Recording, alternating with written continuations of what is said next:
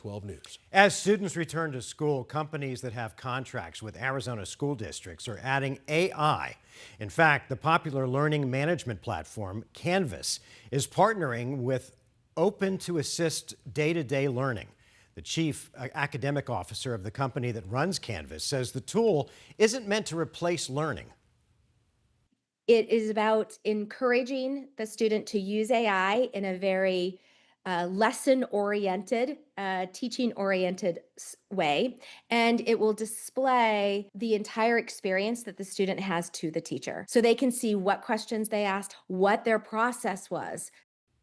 In Arizona, 83 schools and institutions use Canvas, and Canvas is just one of the platforms that schools use, as students and teachers will now have more AI options in nearly everything they do. Joe Dana tells us why the pressure is on school districts to get it right. The lesson on day one for this 8th grade language arts class, AI bias.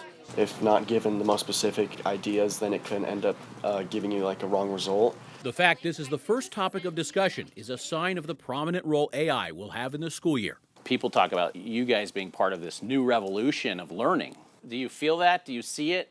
I kind of do see like a revolution within AI just because of all of the things it can do, good and bad. I think if you use it correctly, it can be a great tool. Whether they use it the right way pushing those stools will largely depend on educators staying ahead of the curve. Because AI is not going away, what we need to do as educators is to provide that foundation again on just the best ways to use AI responsibly and ethically.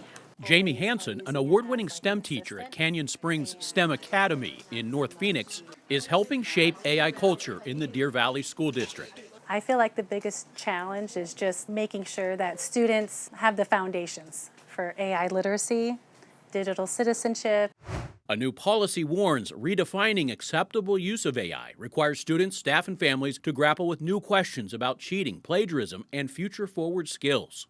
A big concern a lot of us adults have is that kids like you won't learn to have critical thinking skills. Do you think that's a legitimate concern? Yeah, I think that's a legitimate concern. I feel like some kids are too dependent on AI, and that's all they use. To counter that possibility, Deer Valley District administrators are shifting to more hands-on learning in the classroom, adding AI training for teachers, and limiting the content students can access on school computers. We have 4 platforms that we allow students to use depending upon their grade level. Teachers also face the challenge to keep up with AI platforms outside the classroom. Over the summer, I downloaded an app called Goth AI. It helps with math and explaining topics. It could help me accelerate my understanding of an idea. So many new possibilities and potential pitfalls. Wait, which question are you on? With the most groundbreaking learning tool since the creation of the internet. My advice to parents, just really educate yourself on all the different resources out there because it is a new world. Joe Dana, 12 News. So kids are heading back to school, and one of the most difficult parts of going back maybe is getting your children back on a routine sleep schedule. And it's not easy. According to data from the CDC National Youth Risk Behavior Survey, between 2009 and 2021, the percentage of high school students, so the older kids, who did not get enough sleep rose from 69%